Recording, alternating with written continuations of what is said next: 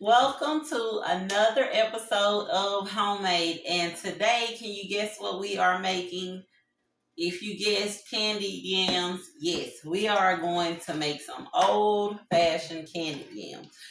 We have this thing in our family on who can make the best fried cabbage and candy yams amongst my cousins because my grandma, she was just awesome at cooking, you all. Her candied yams, cornbread, fried cabbage, really anything.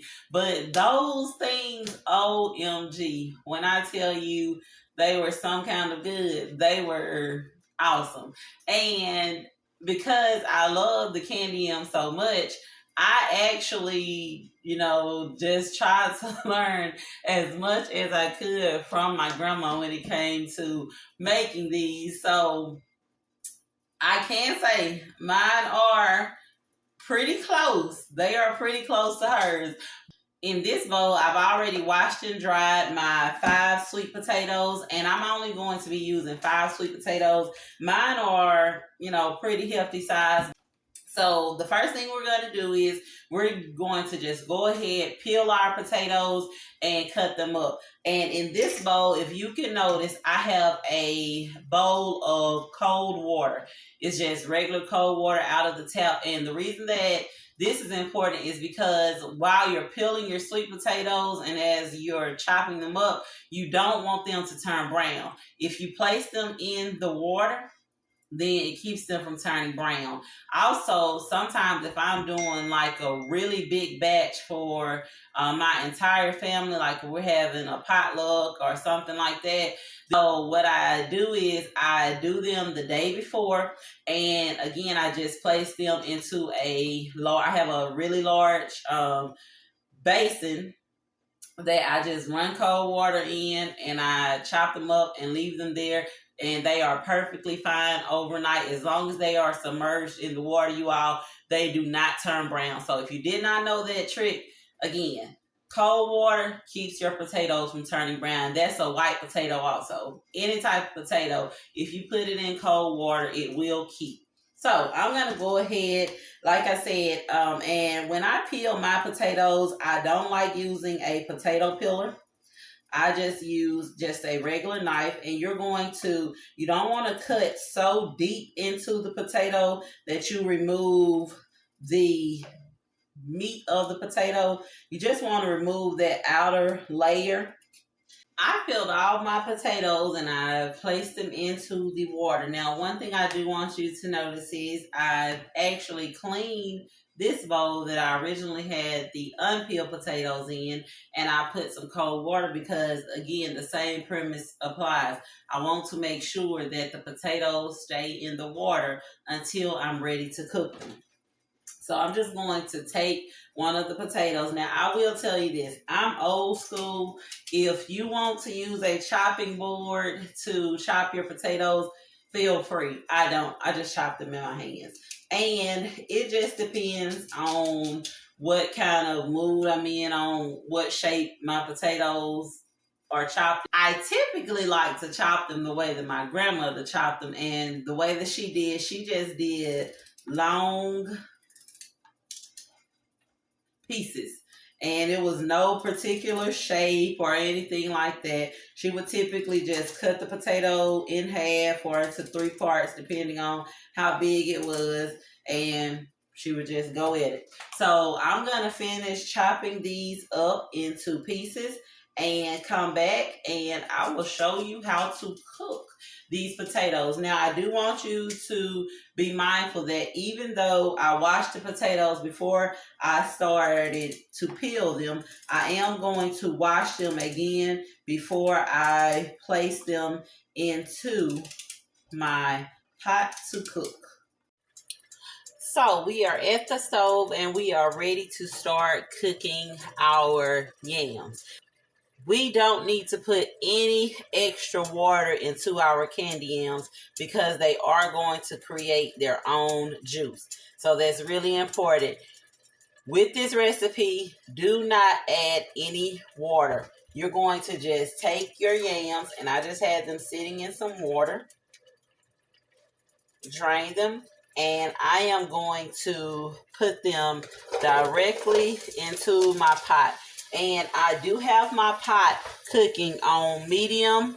So at this point, I am going to add in 1 cup of brown sugar. I'm going to try to get that spread out as evenly as I possibly can.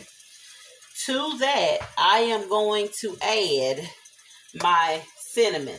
Now, you can put as much or as little cinnamon as you like. I like to just make sure that the top of my potatoes are covered. I don't really have a specific amount of cinnamon that I put in. And sometimes I do put in maybe a pinch of nutmeg into these. And sometimes I'll also put in a little allspice. So I just put in maybe a pinch of allspice. And I am going to also add 1 stick of real butter. I put in my real butter, and I'm also going to put in a tablespoon, or I would say a cupful of vanilla. Now, the key to this is we are not going to stir this. We are going to let this cook. Once our butter melts, we are going to come back, and that's when we are going to stir.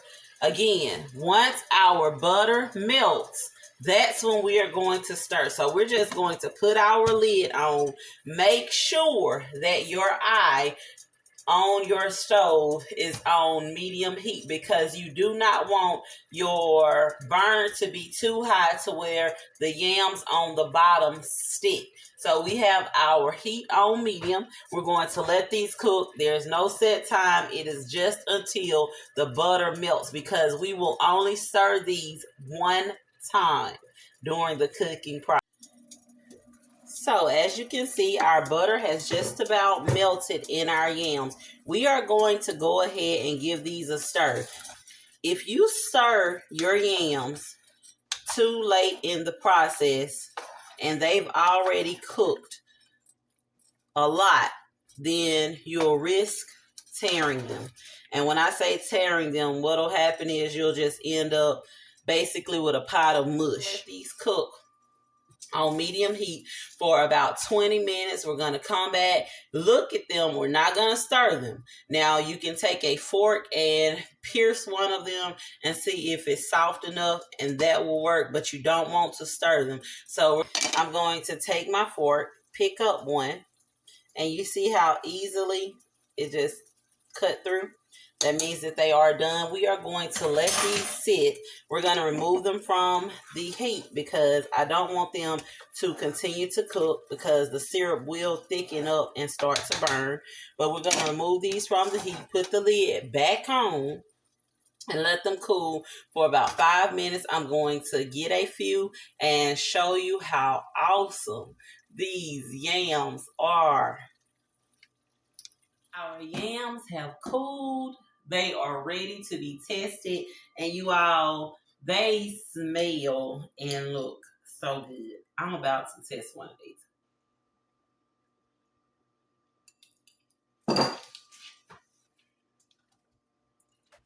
They literally melt in your mouth.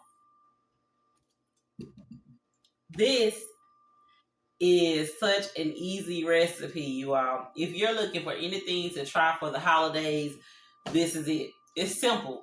Really, really, really simple. You don't have to stir it. You don't have to tend to it. When you try this, do not forget to leave your pictures and your comments down below in the comment section. If you don't like it, let me know what you did not like about it. If you love it, let me know what you loved about it. Even if you don't get it right the first time, still let me know and keep trying, you all. Cooking is as easy or as hard as you make it.